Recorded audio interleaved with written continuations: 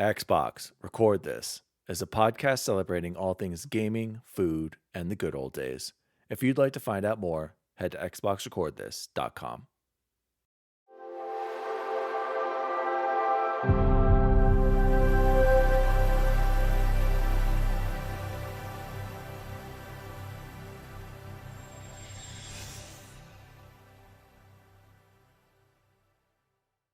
Oh, hello. DaddyDWALLY here, and welcome to Xbox Record This, episode 46. Our podcast is a podcast celebrating all things gaming, food, and the good old days. But you just heard this, but my assistant to the co-host insists I say that every episode.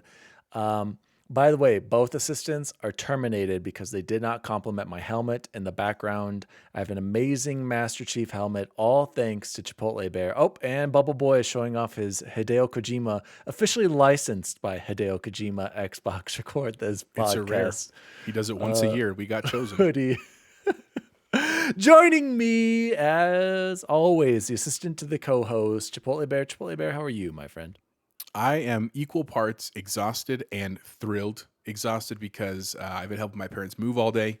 They just got all their contracts signed on their new house, so they get to move in, which is great. But I've been moving. I am stinky and sweaty, but I'm here to record. But I'm also thrilled because it is officially tomorrow, day one of spring break for Chipotle Bear. So I am super pumped, man. It feels really good. Happy to be here, man. Dog. Hey, are you going on a trip? Not over spring break. In 24 days exactly, we are going to Disney World. All right. Congratulations to you. Enjoy your break. I'm jealous and angry at the same time because my break has ended, and we'll talk about more about what I've been up to in the past few days. But joining us, as always, too, is the assistant to the co-host, Bubble Boy and Seven. How are you, my friend? Oh, shout out to the Hideo Kojima hoodie that he sent you.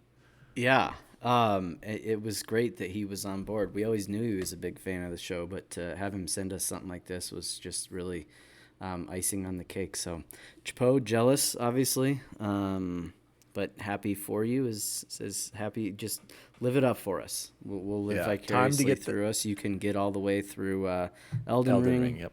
So 1,000 out of 1,000. I expect it from you too. Oh, that is absolutely not going to happen. But I will get to the end of the game. You can summon us at any time, and I will gladly help you with that shard bearer, Milani. Oh, gosh, the worst. Anyway, boys, let's jump into the show. Unfortunately, sad face on our notes here. No shout-outs this week. Nothing from Bacon, nothing from Morgs, nothing from Bizzle. So nobody wants that T-shirt bet with me then, huh? Dang. XRT.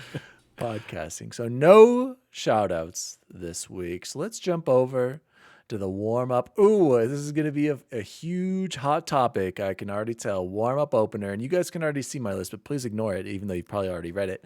Bubble Boy, explain the warm up this week. Yeah. So was it Goose had sent us a text saying, "Oh, look at this Whopper I had. It was delicious." And I believe I said something along the lines of, "No Whopper has ever been delicious." And since we're talking about it, at that case, like Burger King in itself is really just the bottom of the barrel when it comes to fast food burgers, which obviously started a very heated debate on two different nerd chats, I believe. So yeah, would you like me to start with the correct list, or would you like to rebut? By all means, let's hear your straight cock on that. So the correct list. Yes. And wait. I want to clarify. I strictly went like fast food, not smash burger, not, Five Guys. That drive-through fast food is what I went. Thank you. Jose is nodding in agreement. A drive-through, I think, is I feel like, yes, exactly, because I feel like those are a whole nother level of fast food hamburgers. So okay, then does this mean you need to alter your list? I need to alter my list a little bit. Alter your list. Chipotle Bear, let's hear yours. Well, I can. It's all up here. Trust me, I don't need to do it too much. But okay. All right. I will say then, honorable mention the Colorado burger from Smash Burger with the peppers and all that stuff. The bacon cheeseburger from Five Guys. Those are really good. They were on my list. They weren't number 1 or number 2. But they were right there in the middle. So I guess the definitive list then would be good old quarter pounder with cheese from McDonald's coming in at number 5. When you get the value meal where you get 2 of them, that's pretty great deal. Coming in then at That's a whole number lot of meat. 4. I want some man meat, Michael. Coming in at Thank you, number Jose. 4 would be the Big Mac, which I know Daniel is one of his personal favorites because of all the bread, I believe. He likes to carbo load on that one. Number 3, the always classic JBC from Wendy's. Can't not have that one on there. The value alone, I mean, even if it was $4, I'd still probably get it and love it. But when it's $1.50, hard to beat. And then number 2, the Big Daddy Bacon Cheeseburger from Good Times, which is fantastic, and I haven't had in a long time. I can't remember the last time I had one, but I can remember just living for those things back in high school. And then number 1, the obvious answer is the sourdough bacon cheeseburger from Carl's Jr. And My God. I like Carl's Jr. I don't have any on my list because I just don't get it enough. But I don't from what either. I remember, Yeah, I don't it's either. good. All right. Trolley Bear, let's hear your list, which I hope Bubble Boys had some good hits on there, but number 1, Wow, go ahead. I saw your number 1 on the list, and I do not approve. For the record, You guys are one wrong, of my but anyway. Carl's Jr., the one thing I will give them, I still think it's one of the best commercials I've ever seen for a fast food burger. It's a commercial of a guy just eating in like ASMR, like you hear all the crunching, and then it just says after like 20 seconds says, "Don't bother me, I'm eating Carl's Jr." And I was like, I approve of that. That's great. My list, which I agree with. When we said fast food, it had to have a drive-through. I think that was Clutch Victoria and I had that conversation. She's not even a red meat eater.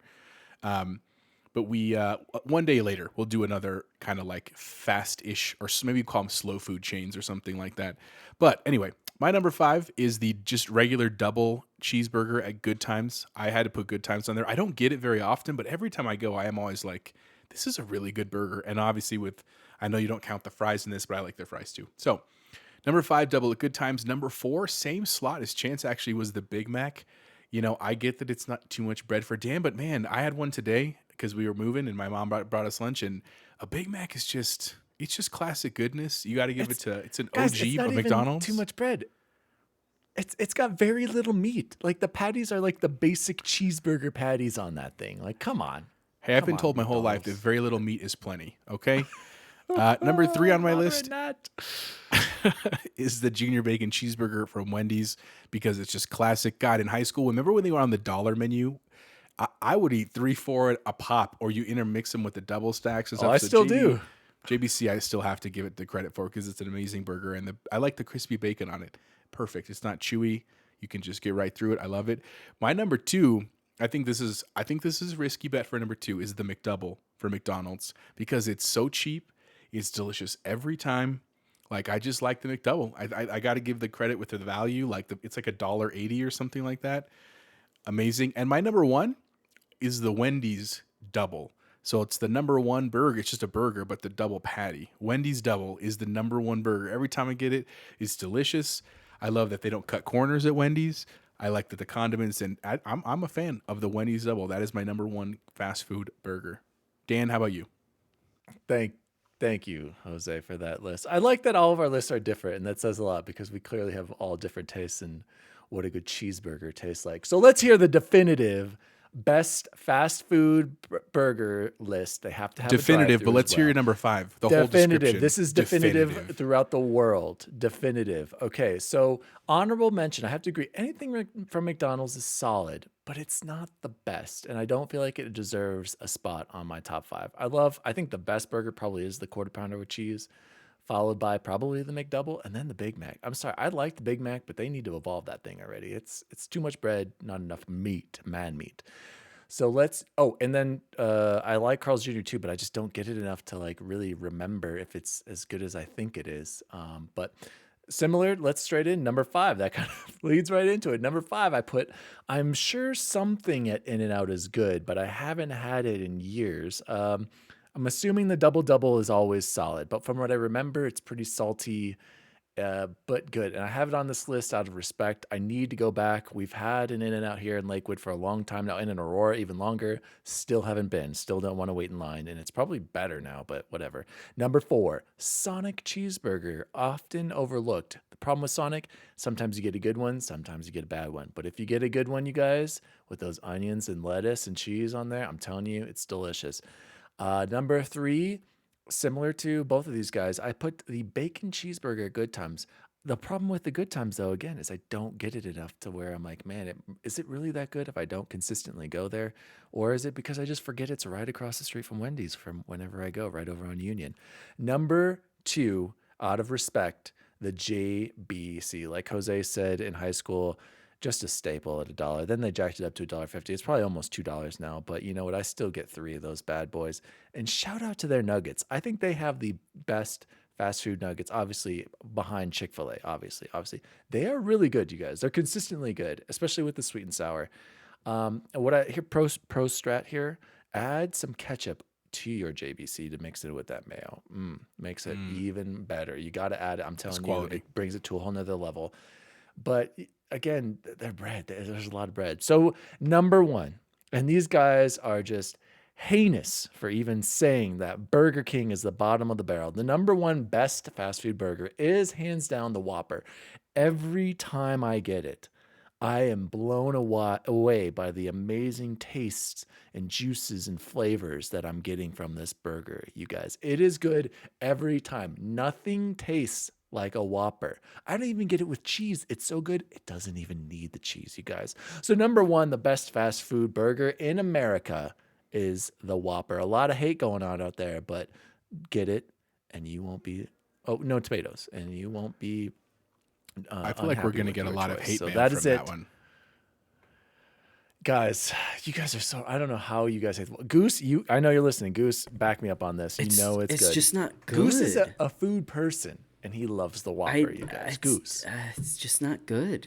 I can't think of a time when I had Burger King and I was like, all right, yeah. It's because you're not getting a Whopper. All right. I do get. What else do you even get at Burger King? The cheese, the chicken sandwich. A lot of people live and die by that chicken sandwich. Allie loves that that piece of cardboard on bread, the Allie. She loves that. I don't get it either. But I don't know. And then anyway, we're gonna move on. That's the best fast food burger. Whopper. Please send us your top 5 burgers. Bacon, I expect something from you. Jay Bizzle. All of our listeners, please send them our way. Or if you've got another idea for a warm-up question, send them to xboxrecordthis@gmail.com. Guys, let's jump right into the news.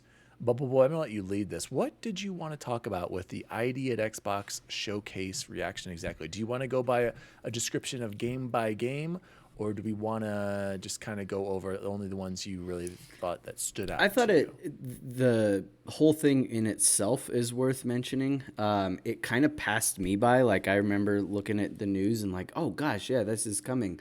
And then I was really, really, really impressed with what they put out there and all the games that we're getting. And again, all the games that we're getting for free on Game Pass. And I was just really, really excited to see some of these games, ones that I had no idea were coming, and things that can happen after, post Elden Ring for us all, because that will be a life we have to start living. I guess Daniel already started living it. So. Yeah, and I have more to say about that, but let's save that for what we're playing. So I don't know if there was one. Yeah, I have an idea, Chance. Let's read through the descriptions, and if you want to tell me a little bit more, we'll do that. But because I haven't seen all the trailers, I tried to, but I just didn't get a chance to watch all of them. So let's go through these ones. Everybody, we're on in case you missed it, ID at Xbox Showcase with Twitch Gaming. This is from Jessica Ronell. I believe Bubble Boy invited her on the show, and we haven't heard back from her. So I'll read the first description, and then you guys tell me if we need to talk about it or if we can move on. So first game is Immortality Half Mermaid on console, coming summer 2022. Immortality is an interactive film trilogy from Sam Barlow, creator of Her Story, What Happened to Marissa Marcel. Explore footage from her lost movies to solve the mystery I believe this is a live action It's one, the same correct, as Telling Chan? Lies. So that one that came on a little while ago, and I couldn't remember what it was called, and then you looked it up. It's like a full motion Full video motion video, something. correct. It's I liked them. I liked Her Story, and I liked Telling Lies. I think I can't remember if I said this on one of the shows, but you need to go and look about how to play those games before you play them, or you're just going to be totally lost. Yeah. And not necessarily like cheat and find out all the right things to do, but it's just putting in words. And if you do it and you have an idea of what you're doing, it can be a pretty cool story and a pretty cool way to piece together a story. So I'll be checking it out for sure. And I was just surprised that another one came so quickly from them, considering Well, Telling Lies just dropped for us. So gotcha. Jose, why don't you read Flintlock, The Siege of Dawn? Yep. So Flintlock: The Siege of Dawn is by Kepler Interactive in addition to ID stuff, and it says gods and guns collide in Flintlock, a new open-world action RPG from the makers of Ashen. Join Nor and her mysterious companion Enki on an epic journey of vengeance, gunpowder, and magic in humanity's last stand. Your battle begins 2022 on Xbox Series X and S and Xbox One. Available day one on Game Pass, which honestly is like not quite necessarily up my alley, but the artwork looks rad, and I haven't seen all of the trailers either, but they was just overwhelmed by the amount of content coming through, which is rad. Chance? So Ashen, if you haven't played it, is a really, really I well done remember. Soulsborne game. Yeah. That's Oh, very okay. simplistic, pretty minimalistic, but really challenging and extremely well done, I thought, and pretty overlooked. It was on Game Pass when Game Pass like first came out, and I missed it, and then I paid for it on Switch, and I really had a lot of fun with it. So again, another game from a developer that I love that I didn't see coming, and I'm really excited to try the new one again for free. Nice. Chance, go ahead and read. Actually, I just want to say the Flintlock. I'm looking at the trailer right now. It looks like it's all CGI, so we don't really know much about Yeah. that one, unfortunately. So, Chance, why don't you read the next game, Curse to Golf? Cursed to Golf from Thunderful Games and Chuhai Labs. And the thing that makes me really sad about this is it just says PC and TBD. I don't know if that means it'll come to console later, but Cursed to Golf is a golf-like adventure where every shot counts with insane hazards, otherworldly power-ups, and tons of replayability. Will you make it out of golf purgatory, or will you forever be cursed to golf? It reminds me of A Golf Story, which was a Yeah. really, really another well done kind of hidden gem. I don't think it's the same people that made it because I just when I see the guy on there and obviously that it's golf related, it looks similar to that. So if it comes to console, I'll be excited to play it. If I get a Steam Deck, I'll be playing it. Well, I mean, it doesn't look like it's that demanding, but you might even be able to play it on something else. But look at the main character. What does he look like? A knockoff of what? What does he look like? He looks like the Mario? guy from Golf Story, but Yeah, okay. Mario.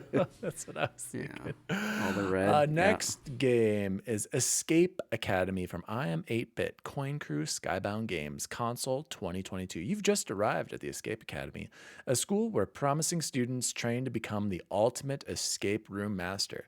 Play over a dozen masterfully handcrafted rooms designed by experienced experts in the field of real-life escape rooms. Experience the entirety of Escape Academy alone in single player or through two-player cooperative play. Available in local or online split screen.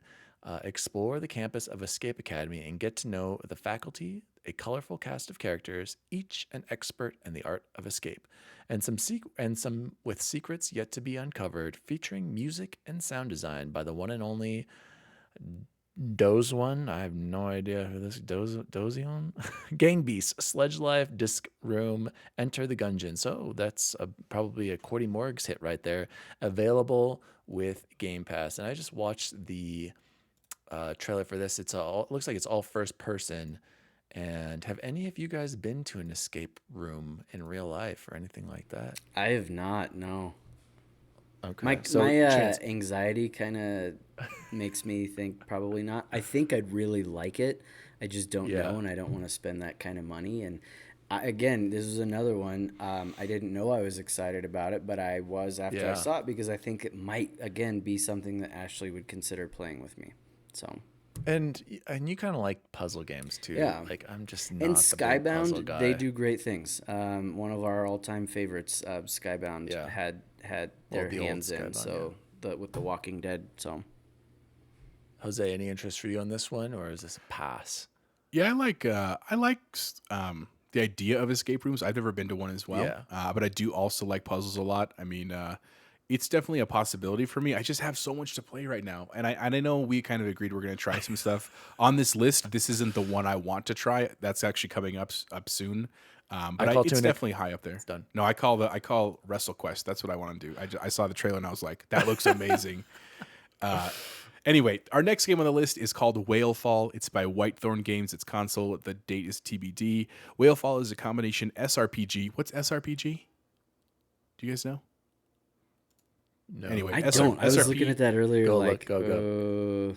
SRPG and JRPG set in a high fantasy world inspired by the Lord of the Rings, the Suikoden series, and the Final Fantasy games. The continent of Osveld is a unique one, harshly divided among territorial lines and shadowed by enormous sky whales. The economic and political powers shift every 100 years as one of these beasts ages and dies, plummeting to the ground below. The economic, technological, and military boons from the whales' bodies are considerable, and so is the conflict over their remains. Players will command the armies of Riverwatch to bring an end to a sinister plot to shoot down the legendary creatures and throw the world into chaos. Very unique story. It's just the not chaos. in my story. It's like not in my style of what I would typically play. I think it's honestly more in chances. Any desire to play, man? again, that's why I was so excited about this thing because absolutely, you say Lord of the Rings and Final Fantasy put together, and you've got me. I'll be there. I don't know what are you upset about there, Daniel? How is that Just not? both of those things. I did find out SRPG stands for simulation role playing game or a tactical Oh, RPG. see, Like, even better. yeah, yeah, Got it. that's just another word for tactical Bubble Boy will be RPG. playing it. All right, and All then right, we this one, and expect I'd want to. I A wish review we from could. you on that. I wish we could place bets on which of these will end up being our favorite, and I think these last two, or one of these next two, are going to be the one. This was the one that I saw, and I was just like, oh yeah, this has Bubble Boy and Oh, it's Chipotle right on your written name on it, dude. all Yeah. over it, right? So WrestleQuest, also from Skybound Games and Mega Cat Studios, tag team with Destiny. Pro wrestling and RPG fantasy collide in the ultimate pixel-powered adventure. Macho Man Randy Savage, Andre the Giant, and tons of other icons guide your way to glory beyond the ring. This hero's journey ain't just an epic quest, it's WrestleQuest. There's even more exciting news with all of the Game Pass announces. That was a weird place to put that. We'll have to edit that out. Okay, But not editing it out, I know, but continue. I am so excited for this. When I look at the picture, I see the Road Warriors on there, Hawk and Animal, right? That's what Chase was for Halloween a few times. I see Jake the Snake Roberts. I don't see the Ultimate Warrior, which is a little concerning to me. I know he but was who I was looking for too. For you. Man, this is something you need. Did you write to Kyle about this immediately? I bet you did, didn't you? No, You slid into his DMs about this. Nope, 'Cause I know nope, he's a nope. wrestling fan. I will be all over this when it releases on TBD. Good. I have no interest in wrestling. Never have. Never did as a kid. I think it's cool though that they're making like a wrestling. Are you gonna wrestle in the ring but who knows? also have RPG elements? It I did don't look know. cool. I did. I I don't know. The watched trailer that, looked so- I mostly can't like wait. a true I would've- RPG. And I'd have paid money, like whatever they needed for this, but you don't have again, I to. don't have to. Yep. Next up is Tunic by Finji on console, available right now. And guys, I already have this downloaded to my Xbox. It's my next game after the game I'm playing right now, and I can't wait to play Tunic. Tunic is an isometric action adventure game where you explore the wilderness, fight monsters, and discover secrets. You play as a tiny fox in a big world that is filled with mystery. Tunic is out now on Xbox Series X, S, and Xbox One. Play it day one on Game Pass and be brave, little fox. So, guys, this is like a Zelda knockoff right away. Zelda meets a fox meets Death's Door. Can't wait to play it. I hear it's pretty difficult as well, and there's very little. I guess I'm gonna have to take notes again because there's like no in-game text. I remember Mariah McCaffrey saying that, so you literally have to pay attention to everything. There's no English, I believe, so you just kind of have to piece it together. So, Chance, you're making a face there. What are you, I does that didn't know concern you? those last couple of parts, Yeah. but man, this screams Death's Door to me, which is never a bad thing. That game was great, Yeah. so very excited for this one. And I think when we look back, we'll end up saying like, oh, that was easily the best of this bunch, Yeah. but maybe not. WrestleQuest. Well, I have a feeling it could be in one of my game of the year. Well, I don't know. Well, no, it could be on my game of the year. So I don't want to hype it up too much, but let's hope it is. Jose, tell us about Crusader Kings 3. Well, just this first line here makes me think that this might be the game of the year right here. Crusader Kings Paradox Interactive console March 29th, so here very shortly. Watch Grammy Award winner and rap royalty T-Pain rewrite history in style in Crusader Kings 3. I don't even know what that sentence means in real life. Continuing, this natural utopia is disrupted when His Majesty's legendary dynasty and new personal religion encounter surprising opposition, probably from T-Pain. You too can take control of history when Crusader Kings 3 launches on Xbox Game Pass on March 29th. And here's what's deceiving, folks. The image that we're looking at for Crusader Kings is literally a white dude that looks kind of like what I would assume an Arthur That's what I maybe was look gonna like. say. Has nothing to do with T-Pain. There's no auto-tuning. There's no dreadlocks. There's no bartenders or strippers. It is the most plain and true and maybe awesome game. I haven't seen a trailer. I'm going to go look this up right after the show. It's fascinating to me. Yeah, I know. We'll see.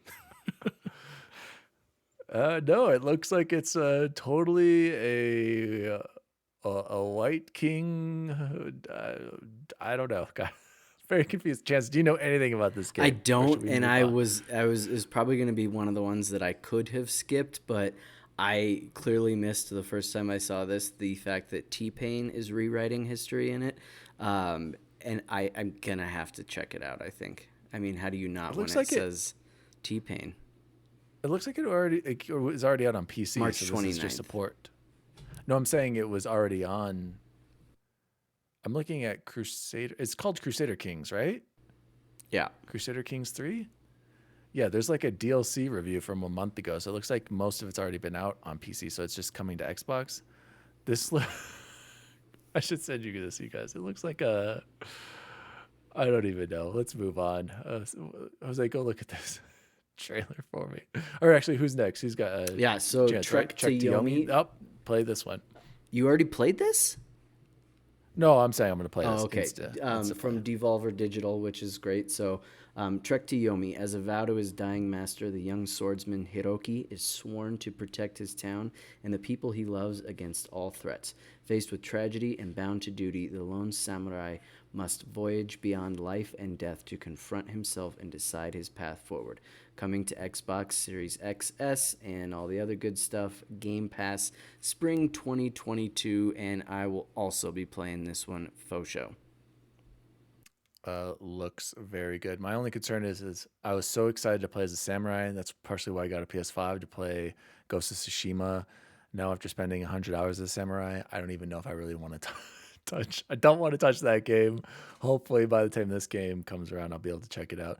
Jose, are you looking at the Crusader Kings? It looks like a tabletop kind of like board game at parts, right? And then like you talking to priests and kings in a room. Like, I don't know about this one. And then the T-Pain thing, totally throwing me off. So next game from the ID at Xbox is Fellow Traveler.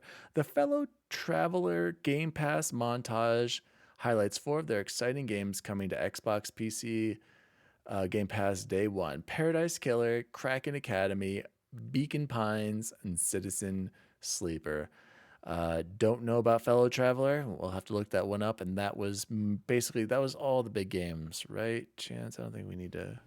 Yeah, those were the anything else highlights, right and again, it was something that kind of snuck up on me, and I didn't even realize was coming, and I couldn't be more excited for. Right, they'll definitely be a change of pace from Elden Ring, Yeah, and for sure. the price of free, how could you go wrong with any one of these? So Yeah, there's at least 3 games probably for you on there that you're gonna check out. I'll probably check out at least 2. I mean, if we had unlimited time, all of these, would be worth If checking out. if you told me like, if this became our job someday and you were like, Chance, you have to play them all, I would not be upset at all. Yeah, if I had the time, I'd be like, great, okay. That sounds awesome. I'm in. Okay, you guys, 2 seconds before we move on. So I looked up this trailer for Crusader King. This is literally the line. I'm reading this, guys. I'm not making this up. In the first trailer titled A New Religion, the award-winning artist announces, that's T-Pain, that he's starting his own religion in the game, modestly describing himself as a freaking paragon of virtue and a medieval genius. He sets out to create a whole new faith, christening this religion Bootyism. Bootyism.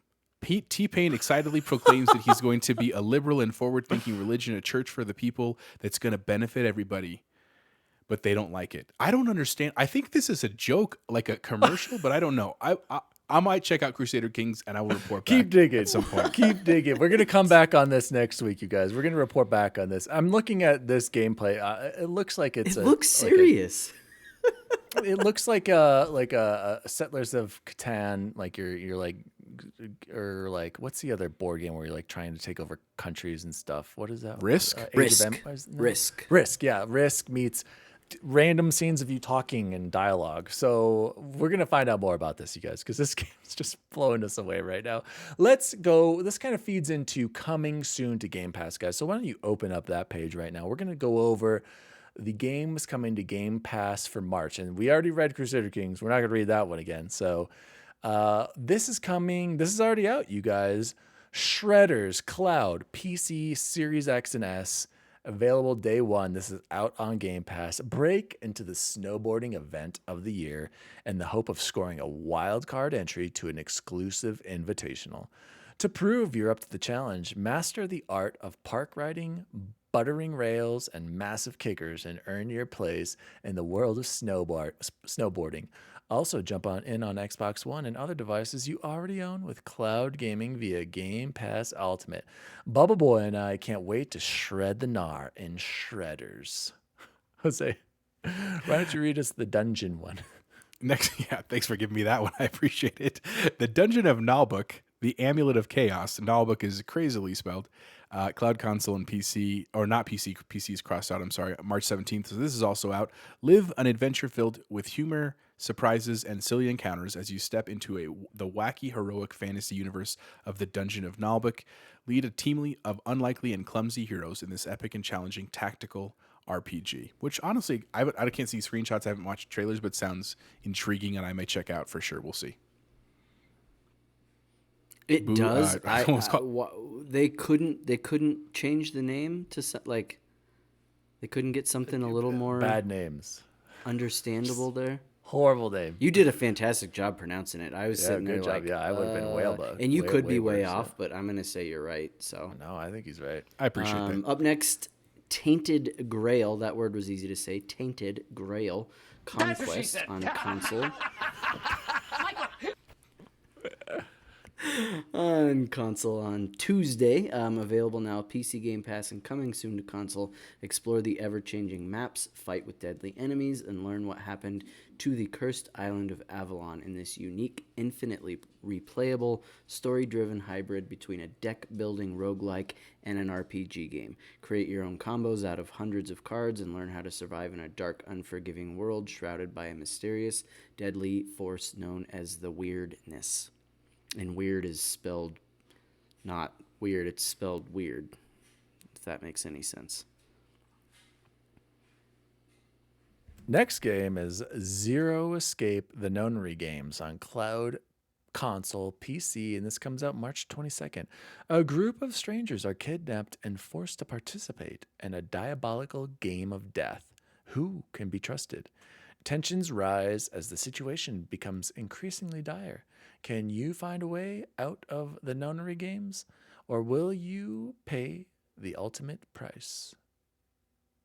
Up next is Norco, which is PC only, which is March 24th, so also this week later. Available on day one with PC Game Pass. Play the Southern Gothic point-and-click narrative adventure for yourself and explore the sinking suburbs and verdant industrial swamps of a distorted South Louisiana. Your brother Blake has gone missing in the aftermath of your mother's death. It's probably because his name is Blake and he was wandering around Louisiana. In the hopes of finding him, you must follow a fugitive security android through the refineries, strip malls, and drainage ditches of suburban New Orleans. Interesting, I guess. All right. So, according to the list, F1 2021 is up next, but I see Crusader Kings 3 down below it and has a totally different description. So, I think we Yeah, I'm should gonna read that read it. again. I'll read that next. I'm F1 gonna read it. 2021 feels a little late because 2021 was a year ago, but whatever. That's EA for you. It's lights out and away we go. EA Play and Game Pass Ultimate members can experience a gripping F1 story, hit the track with their own team, and live every Formula One fan's ultimate fantasy as F1 2021 joins a collection of racing games available to play on EA Play. I actually hear that those games are pretty popular among like diehard like simulation racing fans. Crusaders Kings 3. Whoa, we heard this one already, March 29th, but for some reason we've got a completely different description here. Live the life of a medieval ruler in Paradox Development Studios award-winning strategy role-playing game. There we go, Crusader Kings 3.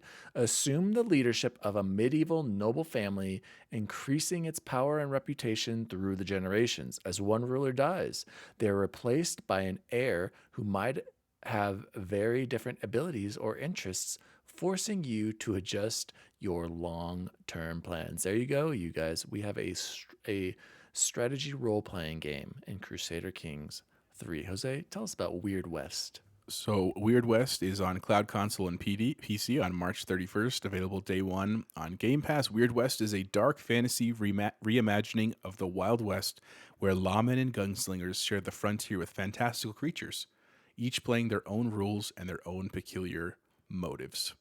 Very short description. And then closing up, that's all of the games coming to Game Pass for March, but here's some Xbox touch controls added to 9 more games. Among Us, Katamari Damacy Reroll, Luminous Remastered, Paparazzi, Rubber Bandits, Spelunky 2, Telling Lies, Chance is going to be playing that at work on his phone now, and Undungeon and Young Souls. And leaving soon from Game Pass, leaving March 31st, Jabez, better get your Madden NFL 20 in right about now. Ooh, Narita Boy. Guys, that is a must-play. Chance, I still think you should play that. One of my games of the year. Shadow Warrior 2. I hear those are good as well. And then leaving April 11th. This is a big one. And I was wondering why this was still on a Game Pass for PC. Destiny 2, Beyond Light, Shadowkeep, and Forsaken. That was the only way, if you wanted to play Destiny with all the DLCs up to the Witch Queen, was technically for free on Game Pass, was through PC. It looks like it's leaving. So you know what that means, guys? I'm done playing Destiny on PC and Destiny in general, because as soon as that update came out, they automatically leveled me up to 1350, and I was like, why was I trying to level this whole time? Because what am I doing? So Destiny done. Why was I playing that game so much, Chance? I don't know. Even the campaigns can't save it now. Thank you guys for splitting that up with me. Those were Games ID at Xbox games coming soon, and then the games coming to Game Pass. Let's go into the next news segment.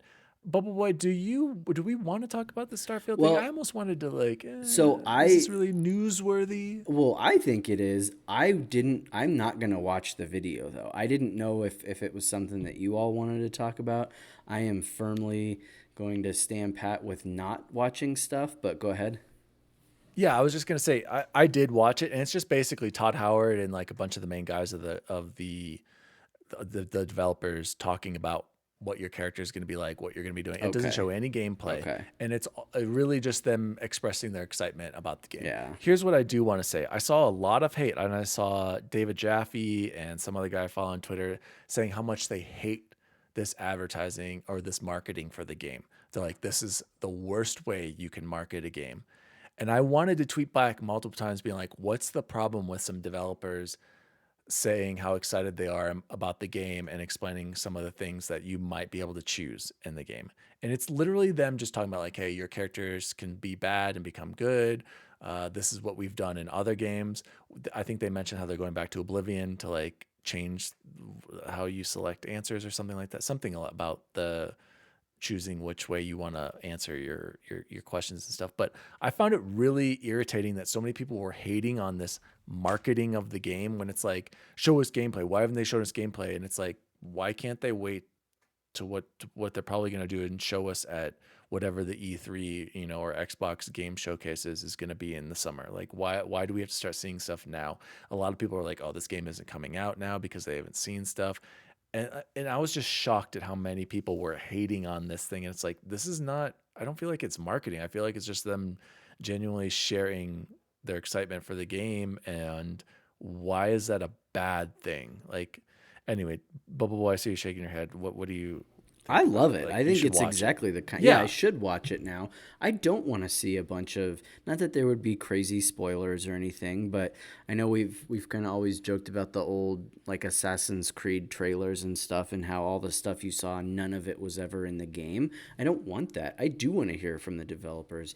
I love that, praise be to Todd Howard, but I'd love to see more people, and some of the people, like boots on the ground people, like some of the artists or some of the people that write the code for it, because seeing them get excited about the thing that they've, dedicated their Yeah, careers to exactly. would get me excited about that. And I think it'd make other people a little more Yeah. friendly. Yeah. I mean, and it was vague. Like, they didn't really say much, but it's still, they're choosing to share it because they want to. Like, I just don't get it. Like, Jose, I saw you shaking your head too. Like, you agree, right? Like, why is it so bad that they just talk about the game that they've been making for years and years? Like, I hate that it's seen as a negative. I mean, I think a lot of it is just the negativity of people, which we talk about a lot. I mean, the internet we talk about is such a wonderful place, but it's very easy for seeds of hate and bad things to grow. Here's what I think and why I think it's a smart idea. So I don't know if you guys watch a lot of Disney Plus. We do in our household, in addition to like YouTube and stuff. Disney does this really cool thing where they have a lot of shows that are dedicated to the behinds of scenes of their movies, their shows, their parks. We just a trailer for a show series about the people that do the animated movies. Like, they talked about the dude that actually hand drew Genie in Aladdin and the dude that hand drew these other characters. I thought was fascinating, and I think this video is the same idea, and I like what you said. One of you was talking about, like, I'd love to hear from the composers of the games. I'd love to hear from the dude that's literally in his office rendering like the backgrounds, because there's a lot of like nuance and art, and I think, even though I think the game will be wonderful, I think I will appreciate it so much more hearing from all these people and hearing about their hard work and time that goes into the game. And I think at the very least it shows that they're progressing. I think that's such a smart thing to do when you have a launch date that's so far out, so that it's not just like, hey, we know this thing's coming out, and then we wait and it's crickets for 8 months and we kind of lose interest and we forget, and then we're like, oh my god, here it comes. It just keeps our interest the whole time. Now, hopefully, I mean, they have to deliver. That's the downside, right? Because if you keep building this hype for years and years, it just keeps growing and growing. You have to deliver, but I'm not really worried about that with Bethesda. I think they're well on their way. So I think it's a great thing. I think the haters can just shove it, and we can Yeah. hopefully move forward. Like, bad marketing. This is the marketing that's going to sell the game to people. This is for people who are genuinely interested in the game and want to learn more about it. And I really like this comment. That's this guy. I'm looking just at the IGN article. It says, maybe it's me getting older, but I'm enjoying the slow buildup of hype when it comes to Starfield. Some concept art, a few seconds of in-game footage, devs dropping some info. I like it. And that's exactly how I feel. So maybe we are middle-aged gamers. Guys, let's move on to the next story. And this one, a lot of people have been talking about, and it's kind of a Debbie Downer story. Insiders described a fast and furious exits from Xbox's Perfect Dark Studio. As much as half of the core development team have quit in the past year. Initiative management says it's confident in its team. Now, guys, I don't really want to go read the whole article, but basically, about 36 people have left the company in the past year, including the game director, lead level designer, principal world builder, a group of system designers. So it's a lot. And if I think the main guy, Dave, what's his name, Gallagher, I think he had a response saying like, this is normal and it's a part of the industry. I'll have to find it, but oh, Gallagher, that's what his last name is. And to me, this is concerning. I think that. Oh, wait, here's his quote. In this journey, it's not uncommon for there to be staffing changes, especially during a time of global upheaval over the past 2 years. And there's plenty more work in front of us to deliver a fantastic, perfect dark experience to our players. Um, and he also said earlier, it's no small task to build a studio and reinvent a beloved franchise. In creating the initiative, we set out to leverage co development partnerships to achieve our ambitions, and we're really excited about the progress we're seeing with our relationship with Crystal Dynamics. My thoughts are on this is that it's hard to build a studio, it's hard to get talent, especially it's very difficult to keep talent now when all these devs are getting insane amounts of money to stay where they are, i.e., Bungie paying what was it, like a million, or what was it, $1 billion in just retention to keep the talent there. You can go to all these other studios who need the talent as well. People are leaving to work on other things. Do I think it's a bad thing that all of these guys left? Yes, but am I gonna just condemn the game and think that Perfect Dark is doomed? No, I'll wait to see what the final product is. To be honest, I've never been a big. Go ahead, Jose. I was just gonna say, on a little light of hope, or maybe that's just me being optimistic, but whatever. At the end of the article, it does talk about. So they've brought on Crystal Dynamics, right? They've agreed to help this company as they move forward. Crystal Dynamics is known for the new Tomb Raider games recently, which that gives me a lot of hope for Perfect Dark, even though I've never played the original. The other part that I really liked is that it sounds like the Xbox's, like the Microsoft Xbox's leadership team has really not given up on the studio or the game. They say in the article that they really are trying to give a lot of patience and autonomy to these studios so that they're not rushed. Right, it sounds like they've really learned that lesson from studios like CD Project Red and stuff. Like, just give them time. You have plenty of money, you have plenty of resources. Let the process take its place, because when you rush it, that's when we get bad games. That's when bad things happen. I mean, see Battlefield 2042, right? Like all those things. So I mean, maybe that's the hope. I mean, I do hope that they're able to put something out. I know Perfect Dark is a very esteemed and acclaimed game that a lot of gamers want to see a reboot or a sequel to. But, just maybe it's nice that they have time, and maybe that will create the better culture that they're looking for. Who knows? We'll see. Chance, any thoughts? Well, I can remember us back a while ago talking about that Crystal Dynamics was joining and if that was a good or a bad thing. And I remember there wasn't a ton of news about it at the time, but I think this is exactly why, right? Yeah. Yeah. It makes me wonder, and you kind of mentioned it, what's normal? What is normal turnover?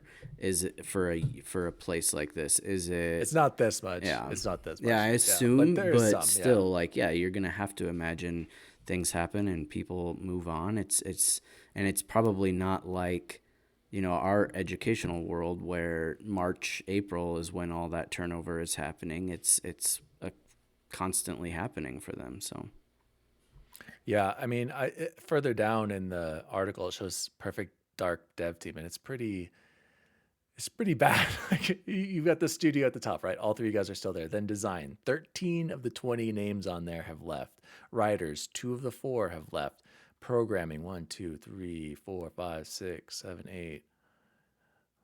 8 of like 11 of the programming people have left. Production, wow. 2 of the 1, 2, 3, 4, 5, 6 have left. and so why, Art. right? That's the next question. There's a lot. And that'll be a story that comes out, Yeah. maybe. I mean, I think a lot of it maybe they don't agree with what's going on with the leadership. A lot of it might be just people are getting like insane offers to go work at other studios. Some of it, they just don't feel passionate about the project. Like, I'm sure there's some normal turnover in there, but there's also been 1, 2, 3, 4, 5, 6, 7, 8, about 12 new hires as well. And these are guys coming from other big studios. So is it concerning to me? Yes. I've always thought the whole way that Initiative has been handling this from the beginning has been concerning. I was immediately concerned, you guys, when Drew Murray, he was the design director for the game, left to go back to Insomniac. So he left Insomniac after Sunset Overdrive. He was a huge, what did I say, design director, big position here at the Initiative. Then after they showed the first trailer for Perfect Dark, he leaves immediately after, and I was like, ooh, that is a red flag, because first of all, I like the talent coming over from Insomniac. And then for him to go back, and I was listening to Sacred Symbols this week, and Colin was saying he's kind of friends with Giroux, that he took a demotion to go back to Insomniac from where he was at the Initiative. So, there are some red flags, but again, I think, like Chance said, there's a reason why they got what's the Crystal Dynamics in there. David Gallagher used to be the head over there. So I feel like everything that Crystal Dynamics has made with those Tomb Raider games have been awesome. So I'm a big fan of that. So hopefully them getting it together, this will produce a good game. I'm going to wait till we see it.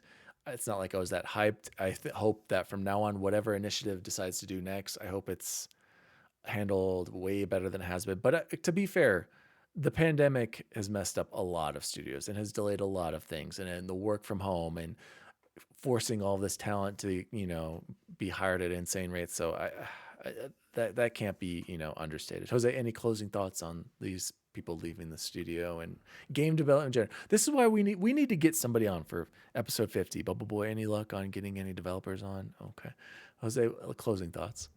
I agree with everything.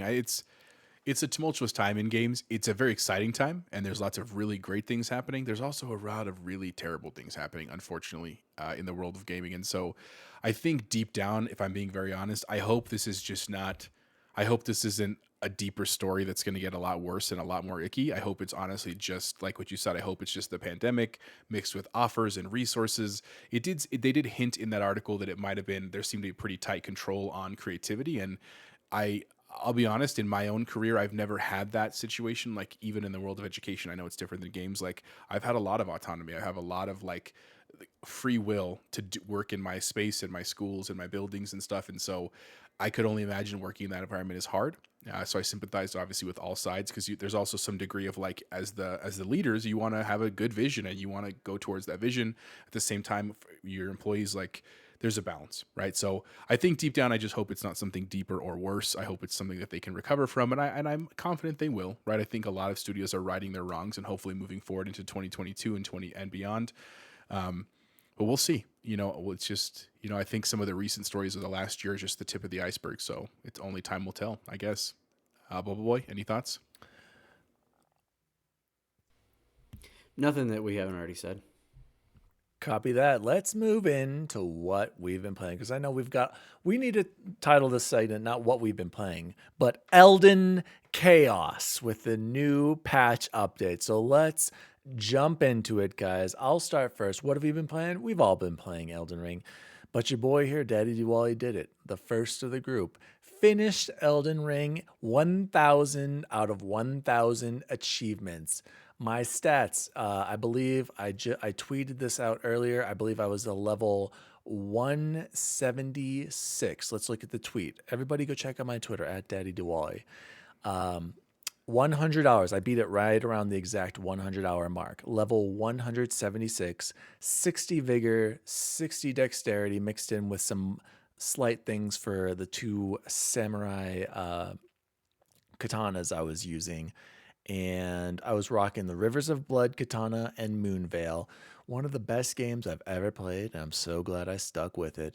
Thank you, From Software. Current stats, you guys. I'm a level 180. I'm at a 101 hours, so that shows how much I leveled up in that few times, and that's a couple hours there. Still rocking the Rivers of Blood and my basic samurai gear, and right now I have 60 vigor, I think 30 mind, 55 dexterity, and this is the new one. I raised my arcane because arcane apparently scales my weapon more with the katana I'm using. So guys, I did it. I had to beat the final boss 3 times. 3 times because I didn't do the save file thing correctly. Bubble Boy, I know hopefully you're going to try to do this. Please do it right. Please save, quit out of your game, go play another character, force another file, and I pray you don't have to beat it I'm afraid times. to do it. I just have this nightmare Deleting of it off your deleting it console? altogether. Yeah, to where I'm like, I don't. It does say delete from both, so you have to be very smart. I know, but like, what if what if something happens and like Annie's choking or something right at the moment? I'm like, Ooh, oh, and then you're like, then it's just oh gone. man, I couldn't. It wouldn't be the worst thing to play the game, and I'm sure it backs your files. But I will say the hardest Exactly. part of the game was Melania. That was terrible. Had to do that with the mimic tier. Mimic tier was nerfed. I did play, like I said, the last like 5 bosses with a new mimic tier. I think you guys are making it a bigger deal than it is. He's still shreds. Put on your best armor, put on your best weapons. He's gonna have your best armor. He survived the boss 3 times all the way to the end because I put on the best armor, the fat man Lionel's armor. Have you guys gotten that? Where it's Yeah. this big fat Yep. belly guy. Yep. That's what I I equipped don't him even with, and use he the mimic survived. tier though. I don't have enough HP, and I Well, oh, respect to such a do it. And BA. I was Look at like, this guy over I here. like the other ones that I have, and I Well, don't yeah, know. yeah. If you do the black knife Tish or whatever, niche, whatever that guy's name is, if you put him to 10, I guess he's really good too. Yes, as long as the point of the mimic, and this is where I was getting so frustrated with Alan in the text the other day.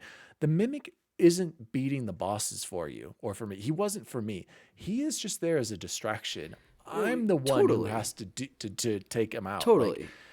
But that's not what Alan was trying to say. well, that was a part of it. That was a part of it. I know he's saying he can't use his weapons. That's completely false. We need to talk about this, guy. So yes, so to set this up, the patch was set. They nerfed some weapons, they nerfed the mimic tier, and they did some other things. My argument was, which according to Alan, I was just sucking up to the developers, which is completely false. My argument is that the developers have the right. They made this game. If they feel like something is too powerful, they absolutely have the right to nerf it or make something more powerful. That is their game design and how they want the game to be played. So they can raise or lower things whenever they want. Alan was getting very angry because all this time he spent, which I get, on the sword he was leveling up, was essentially worthless now, according to him. That's not true, Chance. It can still be good, and he will still beat the game I if he use really wanted to both, with so that I weapon. keep it as a backup because it has helped with some of the bosses that I've gone to. What's so frustrating about it though was, like you say, yeah, they have every right. Why? What were they solving? What problem were they who gained from them nerfing that weapon? This isn't Destiny. This isn't Halo where they're nerfing something like that. Like what did they gain from doing that? Because according to them, they saw these people exploiting this weapon that was too powerful on YouTube, and they're like, "That's not how the game is supposed to be played. That wasn't the intent But there's of our always weapon that we cheese things. created." There's always cheeses, right? But Like, these were clearly so cheesy that they needed to be nerfed. and it's the Knight and Flame sword, right? And I've been the using stomp. it too. Come on, we saw the I've videos of never that used stomp. that stomp. Ridiculous. Not I never once. used it either. So here's the other thing that I'll say about let me it. interrupt you 'Cause right there, Chance. Hold on. Let me interrupt you first. I never used either of those weapons, and I still beat the game. That's my point. If That's I can great. beat this as a new player, Yes. you guys will be able to beat the game I'm not with whatever arguing that I weapon you can't. choose. Here's how I'm going to help you empathize with us, because that was one of Alan's points. Just stop being whatever it is you're being and just be our friend and be like, yeah, that sucks, guys.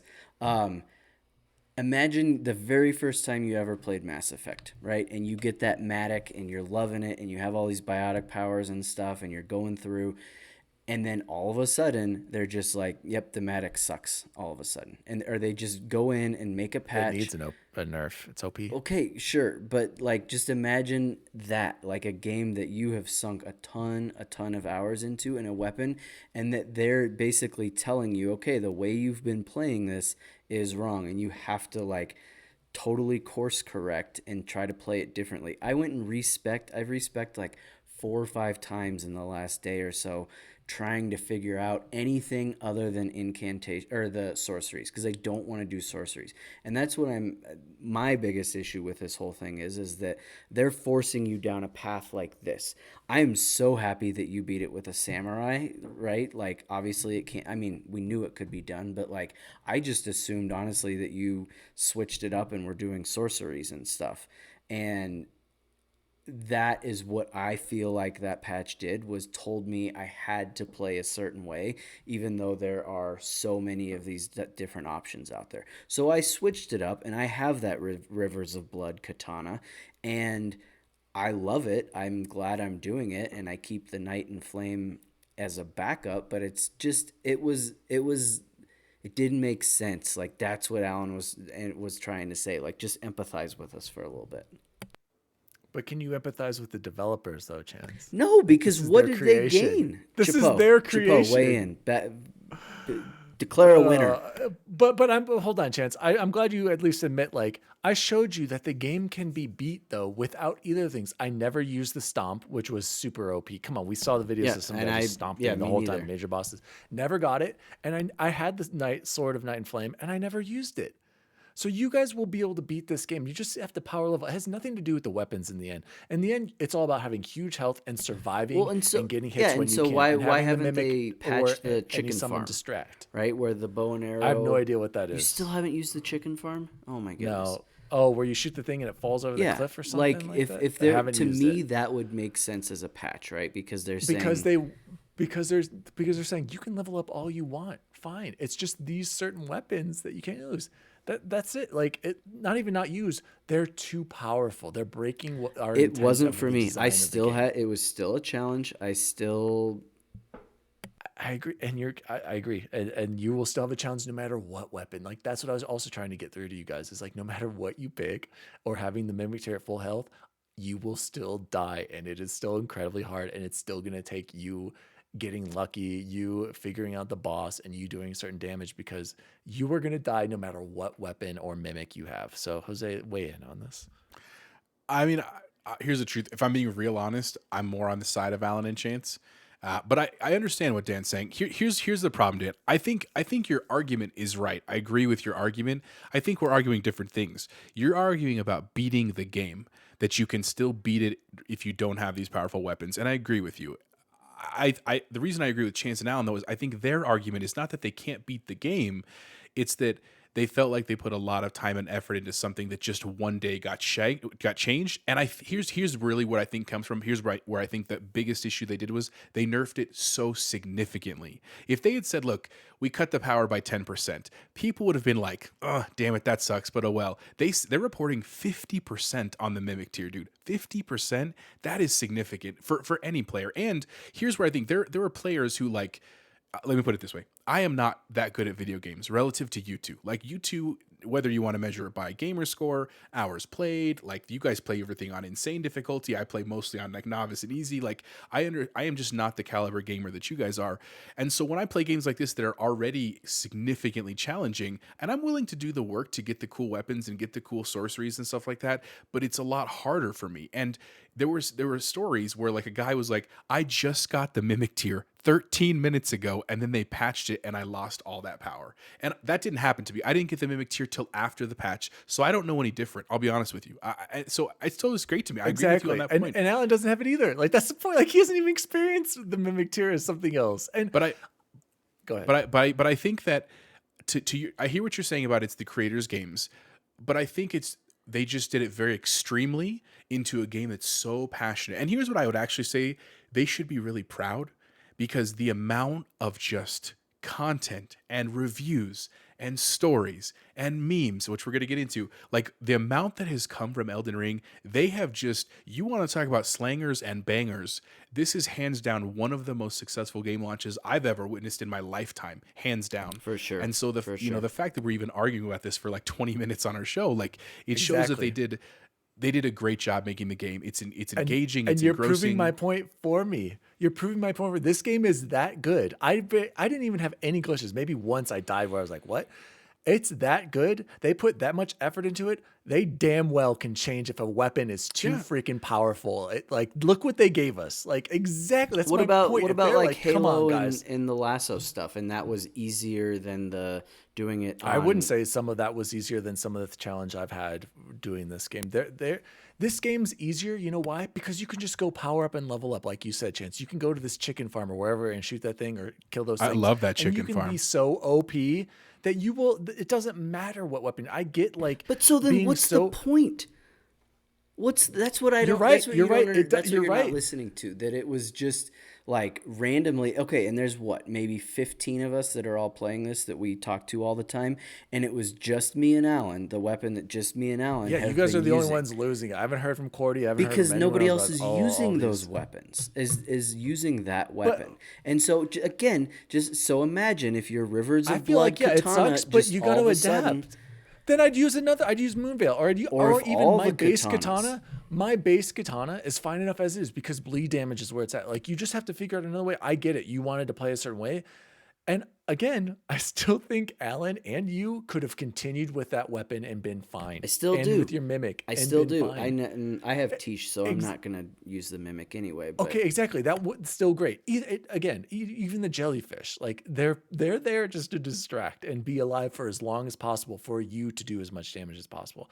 My argument is you shouldn't be so upset and want to quit the game when like you don't even know what you're missing out on. One and two, keep going with what you have. Nobody keep said going and see if you would beat the game. And I think that what made it more upsetting was just the backlash that we got for complaining about it and whining about it. Because I kind of disagree with you in the idea that it's not their game now. It will always be their game. It will always be their game. It's our game now too, right? Like the second they put it out there, it's mine. It's ours.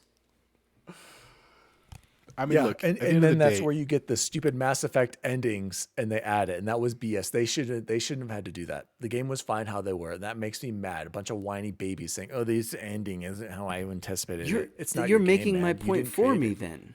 No, dude. They went back. I'm saying. And they I'm saying. No, I'm changed saying they things. shouldn't have. Yeah, I'm saying they went shouldn't have. back They and shouldn't have done changed that. They went things back, after and I'm they saying released the BioWare game that shouldn't they have done wanted that. to I'm saying I release. disagree with them doing that, and I don't think it added that much to the ending. Exactly. Here's the thing. You guys can continue on and you would be fine and you could just power level. It doesn't matter what weapon you have, you guys. That Sword of Night and Fire or whatever the heck it is, it wasn't going to beat the game for you. It wasn't going to be this game-changing thing. Neither was the Mimic tier. And that's what I'm trying to stress to you is that I know you like your build. Stick with it, and you're gonna be fine. It sucks. I agree. It sucks. Your weapon isn't completely OP, but I'm arguing there's a reason they did that. You're right, Chance. They gave us this game with an incredible amount of depth and so much to do, and they are like, hey, we need to change this. That should say something to you about that gun and that Stormfrost. So go ahead and say sorry. I saw you raising your hand. No, I mean, look, at the end of the day, none of us is right and none of us is wrong. We're just arguing because we can argue. At the end of the day, we still love the game. I mean, I think I'm at 50 hours. I don't know where Chance is at. I know Dan's at 100. Like, it's an amazing 85. game. And I was going to say Chance has to be because if he's got the Rivers of Blood, he's got to be close to them. yeah. Did you fight the fire guy, the fire giant? Because that's where you get the Rivers of Blood is right before him. I'm at the fire giant. He's just a pain in beat my him today. freaking Yeah. butt. I hate him. I beat him first try. Oh my God. And Shut we're up. talking. Oh, sorry. Second try. Second try. Anyway, it's a great game. Just ride the horse. You just ride the horse. Is anybody playing anything else? I am not playing anything else. I'm just trying to get through Elden Ring. Yes, I actually had. So I just want to say, guys, stick with your builds. And I did. I don't know how many times I had to tell you that. Well, I'm proud of you, and you're going to beat the game just fine. I'm proud of you. Thank you. Mimic Tier is not going to beat the game for you. That's what I was trying to say, Jose, and that's what I felt like Alan was saying is like he almost wanted to quit the game because his build was broken, and I was like, dude, it's not that big of a deal. Like, don't hate the game just because of this slight change. And I get it. It sucks. I was freaking out. I'm not gonna lie. When I saw Mimic Tier nerf, I was like, uh-oh. I use that guy a lot. But like I said, he got through the final boss, both phases till the end, just to be there as a distraction. So he still owns, and you can use Black Knife. So I moved on. I was exhausted after beating Elden Ring. I literally spent from like 8:30 to 2:30 a.m. trying to beat that boss 3 times. So please don't do what I did. Wait, can you explain to me why you had to beat it 3 times? I don't understand. Is this because of the 1,000 out of the 1,000? There's 3 endings. Yeah, and exactly. So you have to beat the boss 3. Well, you actually, don't have to beat the boss 3 times. Yeah, exactly. You only had to beat the boss It was once, so funny and then when you you have to said that do because 3 I was different like, things. wait, did he play it 3 times or did I don't know. Did you beat it too soon that you didn't realize how? Yeah, explain to us why you had to do it 3 times. So basically, I'll explain it, Jose. Right after you beat the final boss, there's a site of grace that you can save right away. Convenient. And then you have to make like a decision, right at the end. One of the decisions is one of the endings, one is the other, and one you have to go like do some other work, but I had already done that. I had set up for that. You have to do that one last, by the way. If you're going to do this, make sure you do the being scarred one last. Um, so I read the directions on Power Picks. It's like, quit your game. Or no, it didn't say quit game. It just said go to options, say manage your save data. After I went to that side of grace and saved, right? It said walk around, disconnect from internet. I did that. Reconnect to internet. I did that. It's what the problem was is it wasn't shutting down correctly, Chance. Did you ever quit out of the game incorrectly? Like if you didn't go over to LBE and then I say always quit do game? that because the first Exactly. time I always, Yes, always, it always said do that. it gives you a warning saying it didn't shut down properly. Yep. So I needed to do that. So I think what you need to do. So basically, Jose, after you quit out of the game or disconnect from the internet, your cloud save should have been shot up to the cloud, right? Mine wasn't being sent to the cloud. Instead, it loaded me at my previous cloud save that had been uploaded, which was at the site of grace before the final boss. So, oh, I forgot to add in there. After you upload your save, you're supposed to delete your save file off of your Xbox. So when you start the game again, Terrifying. it pulls the save from the cloud. Terrifying. Exactly. And and then if you had done it right, it would be at that side of grace, and then I could just pick my other endings, right? It never worked for me. I did it 3 times, Chance. And so it would load me back right before the boss. So after I beat the boss the first time and I was like exhausted, it's like it didn't work. And so I had to do it 3 times. That's when I put on Lionel's armor and I was like, I'm not doing this. And it took me forever. I even tried, by the way, guys, calling in for help with the fingers. Never could get a guy to join me. I don't know what was going on with the multiplayer. I hear that's not the best either.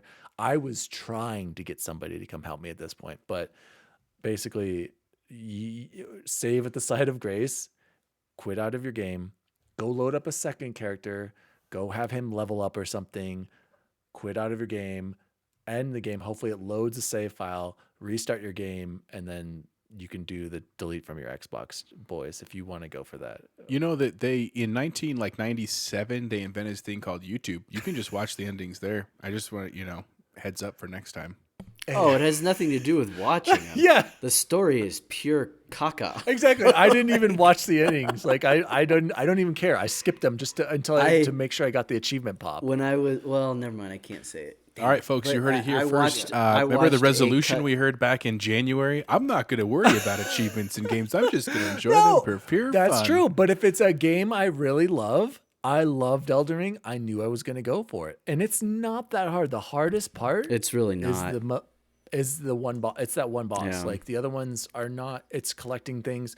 You'll be able to go. Oh, there is a missable weapon that you have to get missed before it the already, city. so I'm gonna have to do a new game plus to get it. I'm so mad. Well, and yeah, it's, but it's you can really go straight easy back on. there. Yeah, you but can I was go back still to I get was to that. I mad like it'll take an extra 10 minutes. I'm just like, Yeah. I never would have thought of that to do that. And that's the other thing about this game.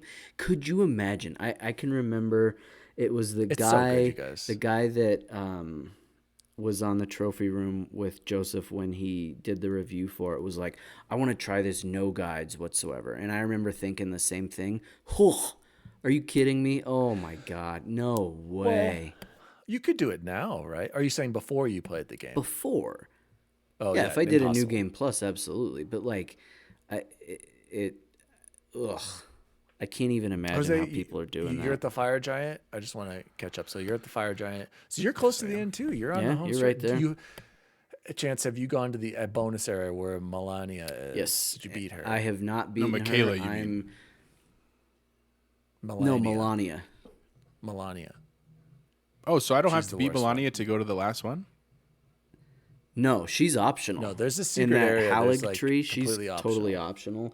I got to the room like outside of her, and I kept hearing that she was the hardest, so I went and did some other things. Right now, right before I got on here, I'm on the Dragon Lord Placidus.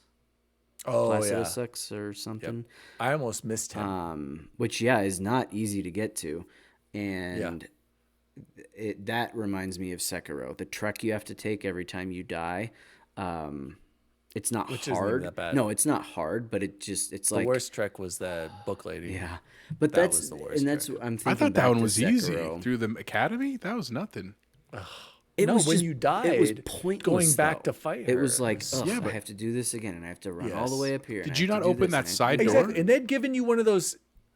Yes, but it still was a pain. I had to run past those guys. You had and to run everything, and past they're 3 shooting guys. Freaking I'm magic at sorry me. that your first world problems It are was like still- taking over your life. Still pain. Still pain. All I'm saying is, basically every other boss they had this stake right there. Why for that one there wasn't one? They usually because they're they had to reasonable do a little bit of old school Souls and Sekiro, and I so guess. So Jose, yeah, there's a whole area you don't really have to do. Like once you beat the fire, like you basically, he's right there, right? Like after you do that, does it send you somewhere? Or It sends you to the sends final somewhere area. after. Oh, okay. To the crumbling azure.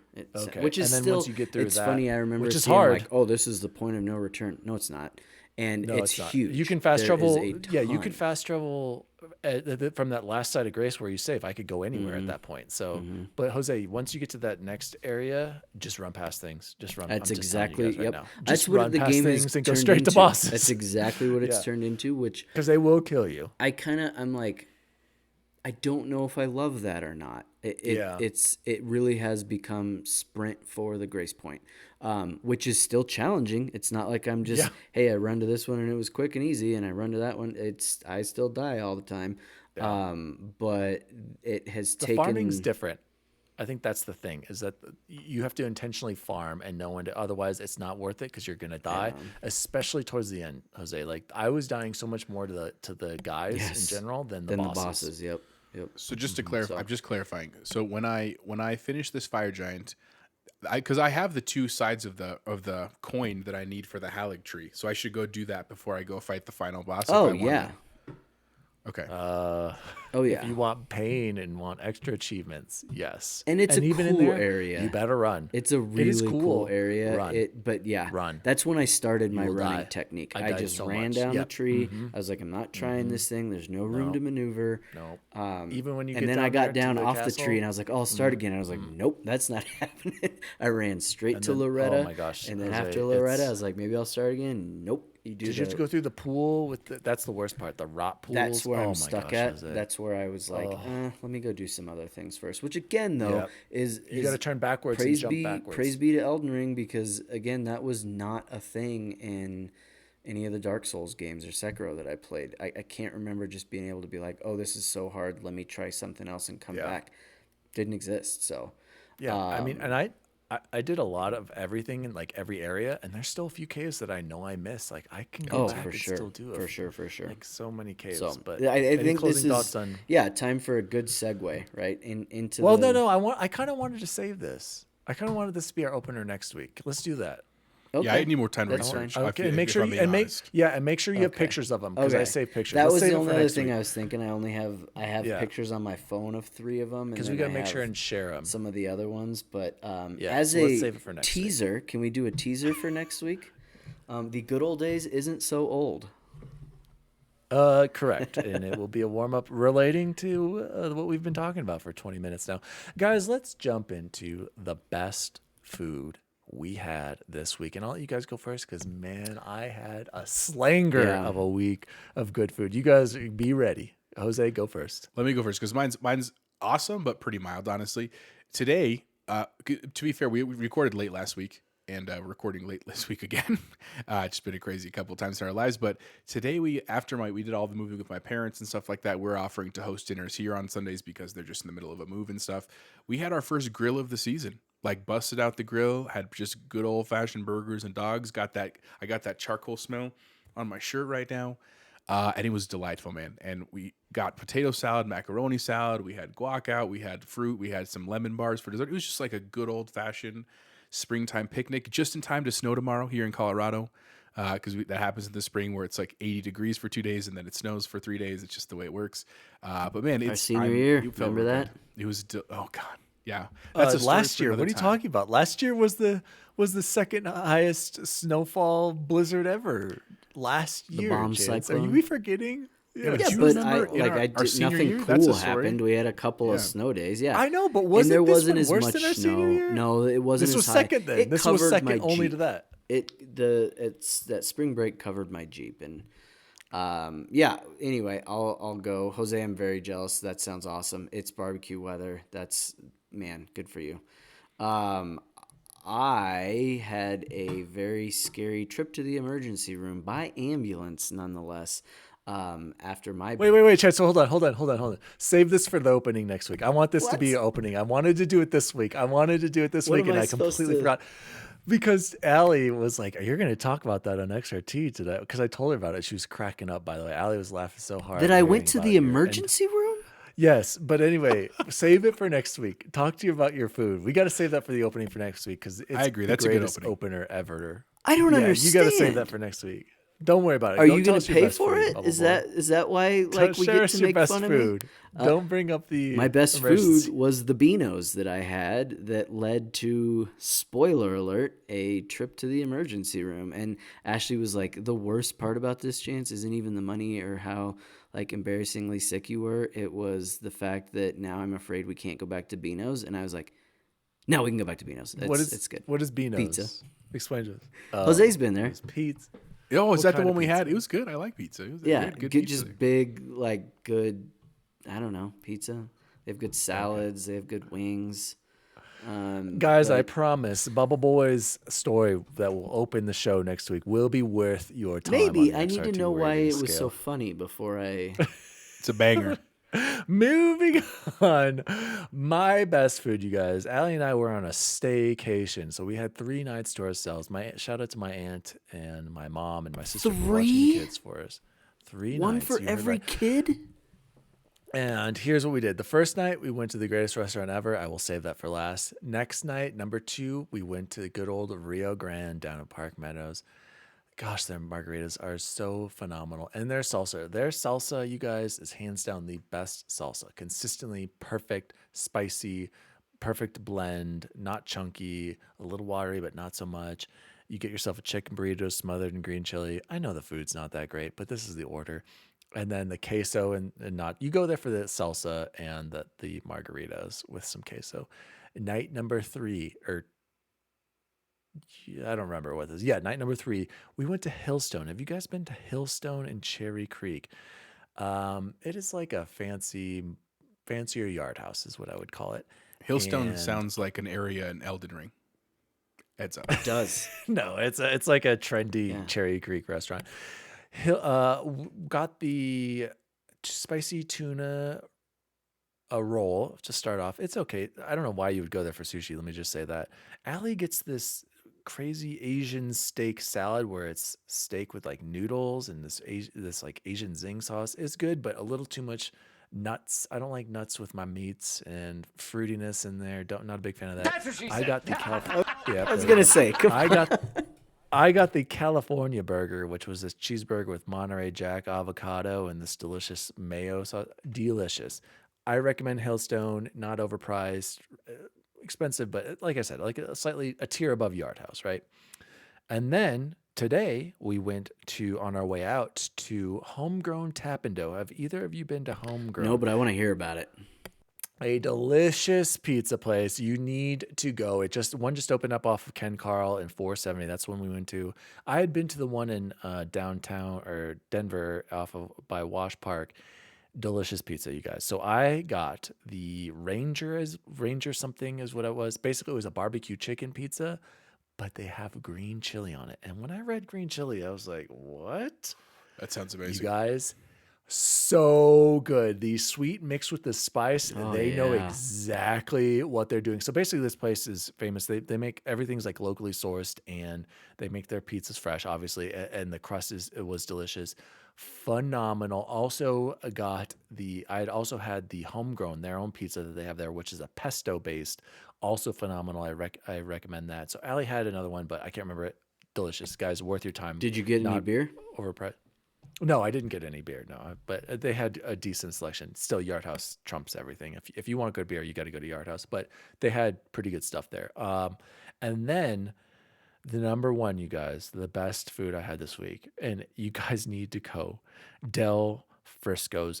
Every time I go, blows me away. Chance, they had the $45. Like we went way over that because we got extra stuff, but you got to get the cheesecake, egg rolls. You got to get the truffle mac and cheese. Cheesecake or cheese steak? Sorry, I said that wrongly the other night. Cheese steak. Sorry, Okay, cheese steak. Yeah, no, you were about to. Your mind was blown. That also sounds I think delightful. both need to be a thing. Yeah. Cheese steak, egg rolls. Then you get your filet mignon. Do it Mile High style, where they add a crab cake on top of it. It adds like $25 to the cost, worth every penny. Mashed potatoes, truffle mac and cheese. The Brussels sprouts had bacon in it, you guys. I had no idea with this bacon Brussels sprouts that Allie got. Blew me away. We got dessert. You get your old fashioned. You get your Moscow mules. Every time I go, I'm like, wow. It blows me away. If I find out I have to have a Last Supper, I'm going to Del Frisco. So I cannot recommend it enough. Del Frisco is my favorite restaurant of all time. Very expensive, not gonna lie. It's gonna cost you $100 to $200 easy, but worth every penny. That was the best food I had this week. What an amazing week of food. Bubble Boy, where can people find you? Bubble Boy and 7 on all the metas versuses, and Probably mostly on Twitter. I can't even remember. Yeah, I had a name for my guy, because you know how you name your person in Elden Ring that Saigo, comes up the never. samurai. That's your guy's name, Saigo. Yeah, Saigo the samurai. Mine's Saigo Binks. Takamara Binks was okay. the last samurai. Are you a female, Jose? Yeah, I'm a female sorceress. There you go. That makes sense. I was gonna say you can find me in the lands between, running around as. All right. But I don't remember what I named him. Oh, he does remember saying my name was Saigo Takamori, the last samurai. Maybe it was Sir historical. Chancelot. Popeye. Wow, what a great name for Elden Ring. Jose, where can people find you?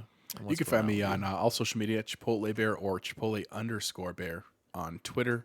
Happy to interact with the fans, and who knows, maybe one of us will get lucky, slide into some DMs in a developer for episode number 50 here coming up quickly. Yeah.